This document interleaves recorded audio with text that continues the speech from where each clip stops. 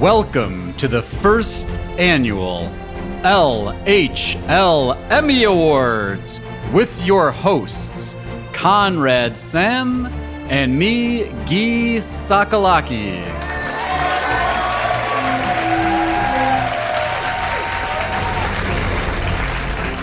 Conrad, you are looking gorgeous in that tuxedo this evening. The baby blue really brings out your eyes. Thanks, Gyi, and you're looking pretty snazzy yourself. Now, I have to say, I'd only ever before imagined you in heels, but it's great to see it in real life. I've been practicing all week and doing a lot of calf raises. I can tell. It's showing. Well, we've got a great show for you tonight, or this afternoon, or whenever you're listening to this. That's right, Gyi. The Academy of Legal Marketers has voted, and will be presenting the awards for what has proven to be a monumental year for legal marketing, including the winner of our Marketer vs. Marketer competition. And to help us celebrate, we'll be joined by musical guest Beyonce, some Grateful Dead cover band, and a special poem recitation by the My Pillow guy. Hey, Gyi, you know those people aren't actually coming, right? Wait, what? Now I'm going to have to talk to my agent. While he clears that up, let's thank our sponsors. First, we'd like to thank our brand new sponsor, Clio. Clio's cloud-based practice management software makes it easy to manage your law firm from intake to invoice. Try it for free at Clio.com. That's CLIO.com. Thank you to LexisNexis Interaction, the leading client relationship management solution purpose-built for the way law firms engage with their clients. Learn more at interaction.com. And also thanks to LawYaw. LawYaw provides end-to-end document automation for solo, small, and mid-sized practices. Save time and avoid mistakes with documents that you draft over and over again. Learn more at lawyaw.com. That's LAWYAW.com. Last but not least, thank you to Alert Communications for sponsoring this episode. If any law firm is looking for call, intake, or retainer services available 24/7, 365, just call 866-827-5568. All right, Gyi, the moment you've all been waiting for, ladies and gentlemen, please take your seats, silence your cell phones, get off Twitter. Let's get to it. Gyi, what is our first award? Our first award at the first LHLM-ys is for Best Legal Tech Acquisition. Conrad, the envelope, please. And the winner is InfoTrack, Acquiring Logical and the Legal Talk Network.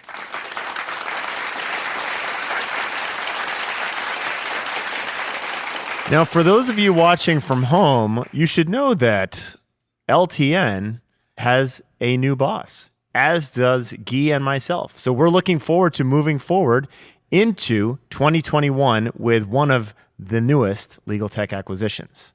Congratulations. Congratulations Overlords. to us, right? Congratulations to everyone involved. And we are by no means pandering to our new bosses. We will not pander to our great new bosses. Best ever. Good point. Good point. Okay. The next award goes to the Best Unintentional Link-Building Campaign. Gyi, hand me that envelope.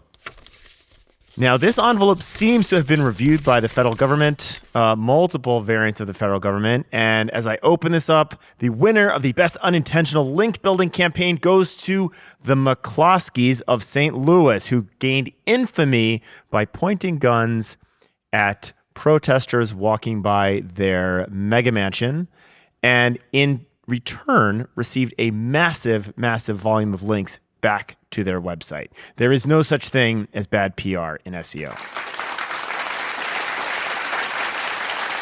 Although, Conrad, I got to ask you, did you do any investigation into whether or not those links made them rank for anything? I don't know about the ranking side of things, but are you trying to get me to say domain rank? I'm not trying to get you to do anything, man.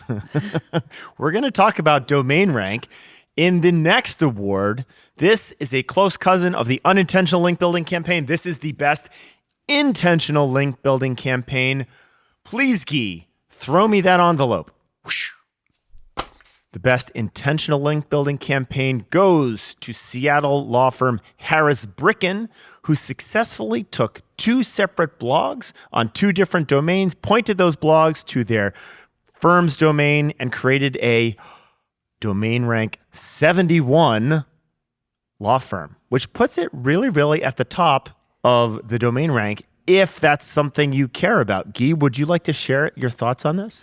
Well, why don't you should we cue the applause real quick for Harris Bricken?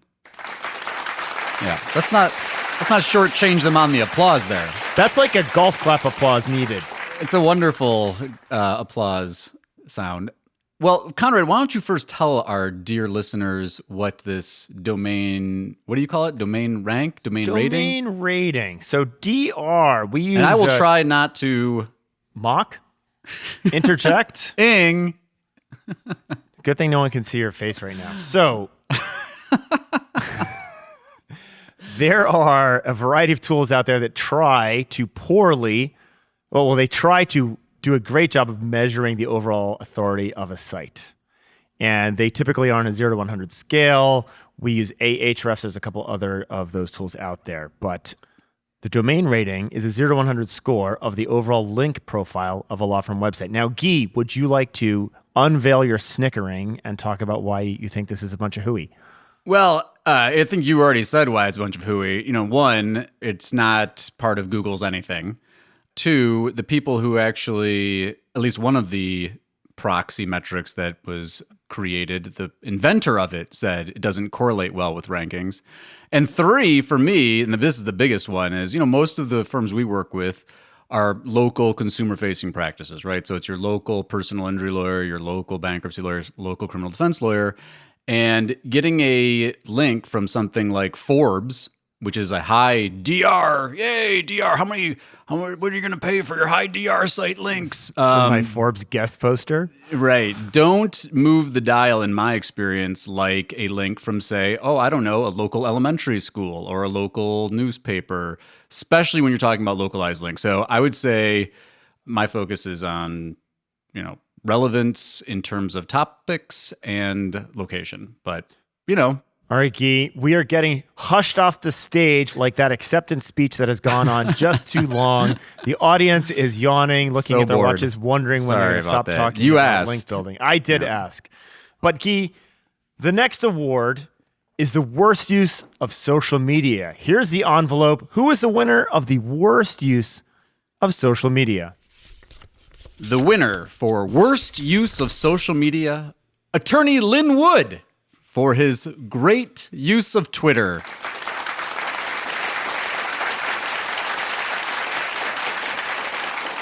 Do we say great here? Well, it's worst use. Okay, fair enough. The greatest worst use of social. Getting banned from Twitter. He's in good company, isn't he? These are not the views of Legal Talk Network or Conrad or Gyi. Someone handed us a random script to read. All right. While we regale in the awesomeness of this evening, Gyi and I are going to go munch on some sushi that's being passed around, but you guys are going to listen to the advertisements.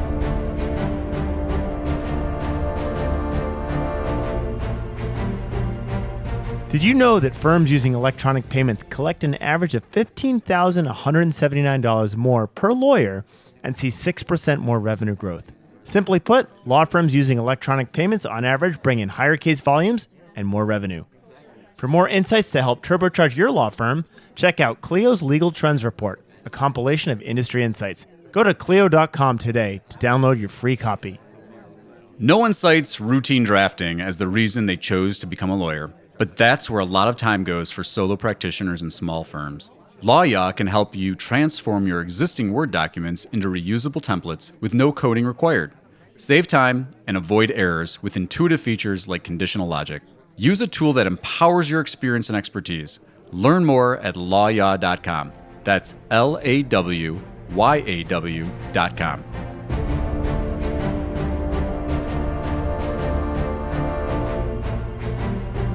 All right, everyone, welcome back to the first annual LHLM-ys. Please take your seats, and we're going to open up the award for America's most public lawyer, meltdown, along with a side nod to the worst dressed. Gyi, the envelope, please. Here you go. Anyone surprised at this one? Everyone knew who was going to win this one. The most public lawyer meltdown this year goes to, and by the way, I'm not sure this will ever be bested, Mr. Rudy Giuliani, using the word meltdown quite literally.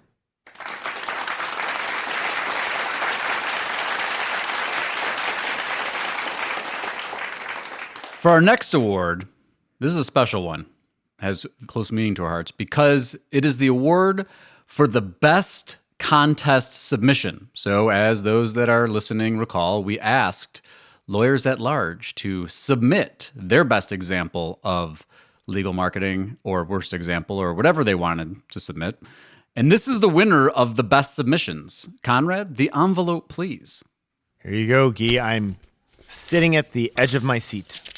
And the winning submission goes to attorney Mike Morse and his Masked Man video, which we are going to play, and Conrad and I are going to kind of voice over this as we go and describe what we're seeing. It's black and white. All right, this is a good retro feel. Mike's in a mask. There's a girl with some balloons. The balloons are up in the air. Mike's running up the stairs. He gets the balloons. He's got the balloons. Little girl has the balloons. She's running. Mike's following her. There's a dog. Mike's still running. He gets the dog because the dog got away from the woman, so he's helping. Now he's helping someone recover their lost wallet. Mike's all about helping. Mike is very Lone Ranger-ish, very retro. This is Mike's mom. The backpacks, which actually is a nod to another campaign that he did, which is really quite impressive. Settlement check for the injured, of course. So congratulations to the Mike Morse Law Firm. Thank you for the submission and your creativity. You can check out the ad for yourself on Mike's YouTube channel. He actually has a bunch of very creative ads up there that are both, some are made for web, some made for TV. But if you want some inspiration on creativity, check out Mike Morse Law Firm on YouTube. Gyi, why is it so important? I mean, this does not look like every other law firm ad. It's just very, very counter to what you typically see. Why do we care? Why did this win? Why did the Academy, of all the thousands of submissions, why did they pull this one out? Outside of the box, right? You know, how many times well, I don't watch a ton of daytime TV, but lawyers love to advertise on daytime TV, especially personal injury lawyers. And if you watch them, they're all basically doing the same thing. Stuff's blowing up behind them. They're fighting hard. They're angry. They're talking about how hard they fight. And this one really much more creative. There's an artistic appeal to it. And it's through the lens of, helping, right? So instead of this aggressive trial attorney who's just fighting and trying to hammer the insurance companies, he's out there helping people, helping the little girl with the balloons, helping the woman recover her dog, helping the guy who lost his wallet. So totally different angle. Kudos to Mike and his team for putting this together. And thank you so much for submitting it.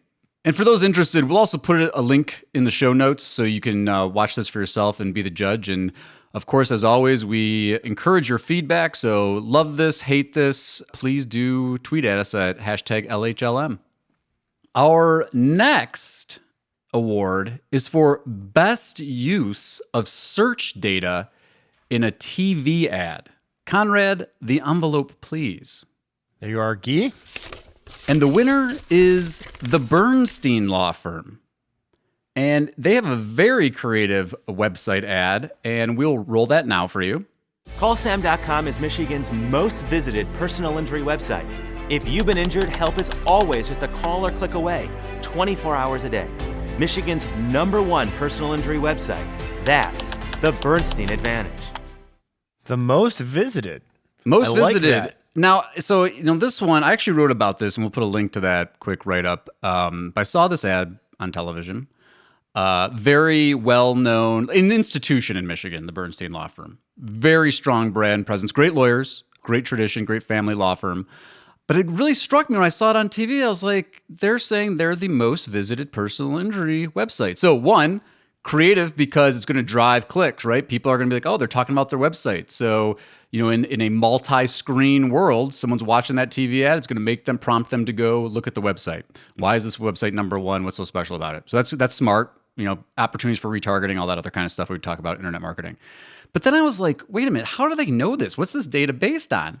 And so if you go to the end, and again, we'll put this in the show notes, and you look at the disclaimer at the end of the ad, it's very specific that their claim, because you got to have objectively verifiable stuff to pass state bar muster, is based on, they say Google Analytics data in 2 specific months of SEM Rush data. And I was like, wow, look at them using SEM Rush in their TV creative.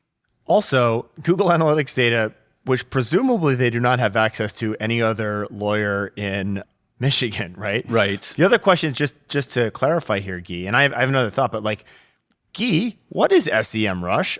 So SEM Rush is a search nerd tool that does things like, it checks your website, it tracks rankings, but they collect data. They try to model data across a variety of sources to try to do what Google Analytics does. So it's not Google Analytics, not actually tracking website traffic. They try to show competitive landscape. You can go read about on SEM Rush's website how it all works. But the thing is that I found really interesting too, when I decided to do this, because of course I wanted to go see, is that right? And the data does support it. But here's the interesting thing, and it's not surprising in hindsight, but when you think of the most visited personal injury website, search people think, oh, well, they rank for personal injury lawyer and car accident lawyer and all this stuff. But if you filter out the brand keywords in SEM Rush, you'll actually see it's brand is what's driving it. And so that's another part of this story. And I think that's part of their strategy. And again, kudos to their marketing people and their approach to this. But they're building brand, right? In fact, they've got a popular billboard that's just 1-800 and a picture of one of the lawyers there. So that's how well branded they are here. And people are searching on that. And so that demand for brand, that's something that I think is, we could do a whole show about demand generation, but they do a really, really good job of that. However, when you filter out the brand queries, you see a whole different competitive landscape. And so, you might be inclined to think, oh, they're driving all this personal injury traffic, but really It's brand traffic. So this is the other thing that, and now I'm going to get dragged off the stage for going on too long about something. But the other thing that comes to mind for me is there's a fallacious correlation in people's minds between the quality of a law firm and how well you rank in Google, right? How many times a month do people complain to you about hey, Google doesn't know who I am, but I'm a much better attorney than those guys? I hear that every single day.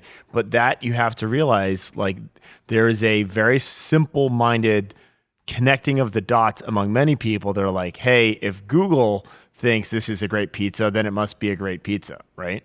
Definitely. The next award, this is a revolutionary award. This is the best app, not just a legal app, but the best use of an app in the practice of law. Gyi, the envelope, please. The best legal app, not just legal, submitted by Kelsey Johnson, goes to Calendly.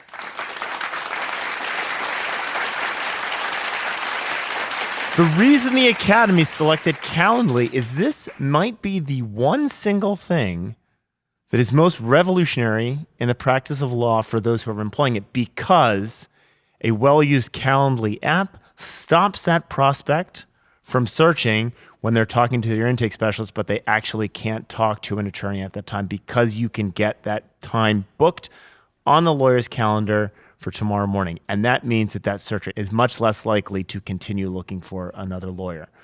Now, this came in, there was a very heated competition. There were submissions for many intake management softwares, but the ubiquity of Calendly helped push them over the edge to be the final winner.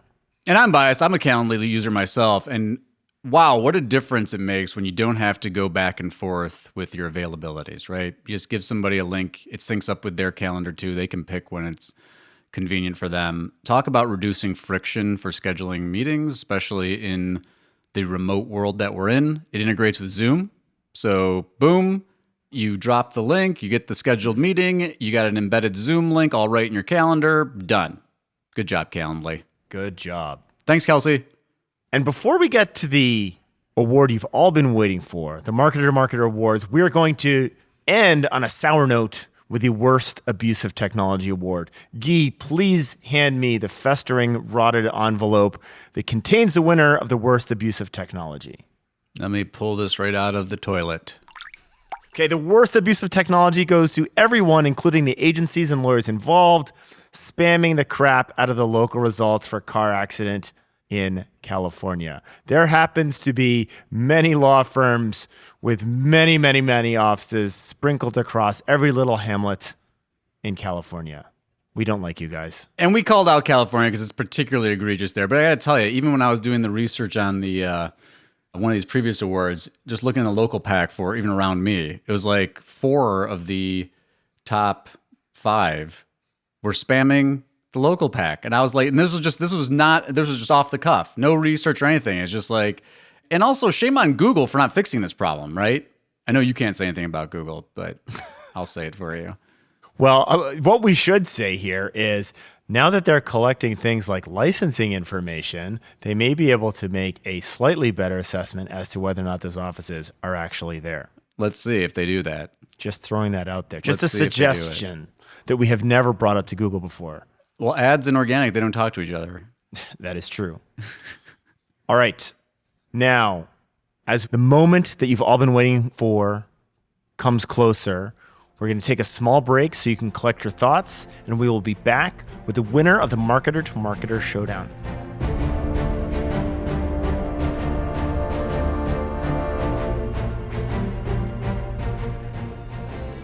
The right client relationship management solution enables and empowers firm growth.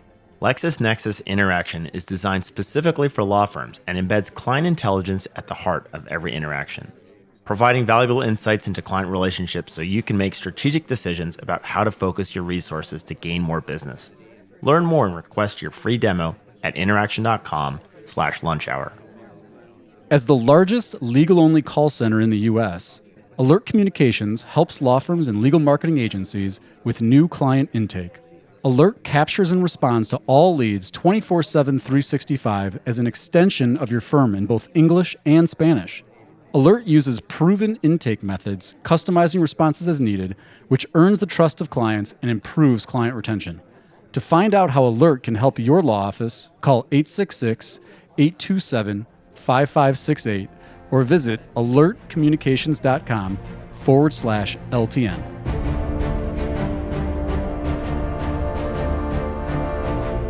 And welcome back from the break. So this is the big grand finale. For those that have been listening, you know that we entered into this competitive marketer versus marketer competition in which Conrad and I went out and tried to get people to subscribe to the podcast. Now, we'll go through some of the details of this. I won't even do that. Give me the stupid envelope, Conrad. Here's the huge envelope. There's a big check in here, by the way, I think. Congratulations to this year's winner of Marketer versus Marketer, Conrad Som.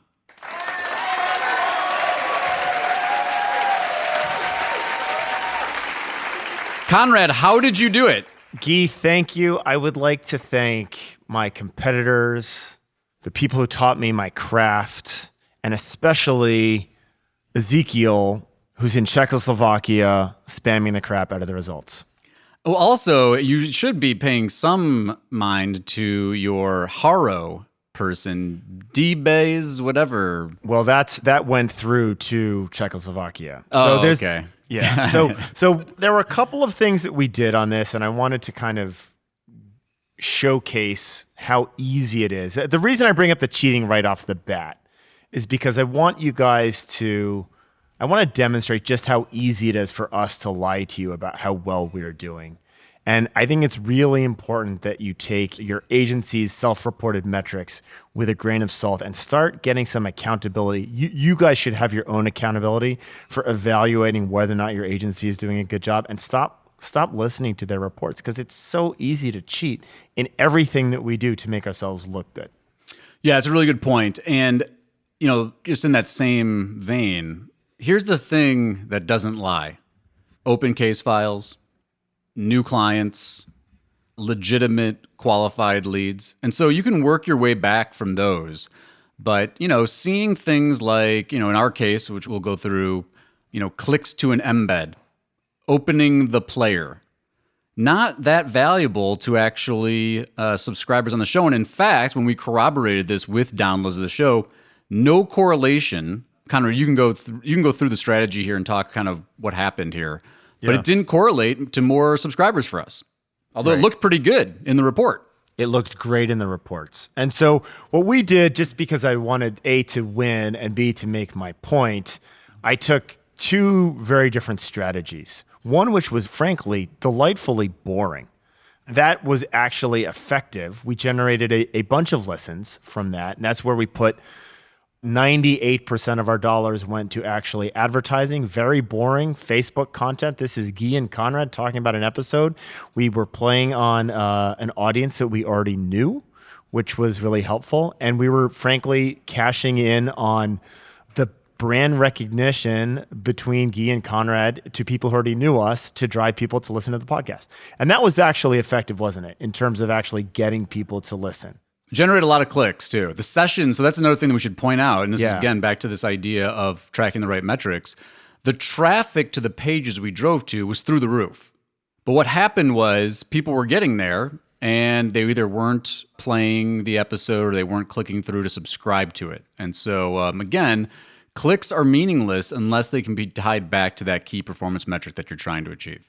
And that's really, really important. And Gyi, if one of our listeners has a case where you're driving a lot of clicks, but it doesn't seem like a lot of what I will call real conversions, you need to start thinking about landing page optimization testing. You need to wonder, is there something about my site? Is there something about my page that's not working well, right? And start thinking about what can I do to convert 1.2% of the people? Can I make that 1.3 and 1.4%? And doing that scientifically becomes really, really important. And the other thing there that I think is important that you alluded to is making sure everything's working, right? Because so how many times have you seen where it's like, oh, the script's wrong on the call tracking number, or a form's broken, or whatever it is. Another thing that I think was a good thing to share on this, we talked about, I wrote about this recently too, but Facebook's library tool, ad library tool, you can actually see what your competitors are, what ads they're running on Facebook. So in fact, during this contest, I was curious, like what kind of, Conrad talked about his llama, whatever. What was your llama supposed to be doing? So what I originally wanted to do was to have absurd creative versus boring creative and see what happened. So my original plan was to get just a picture of Conrad and Gyi and our very kind of well-dressed faces. Well-dressed faces? Well-dressed with just our faces is what I meant to say.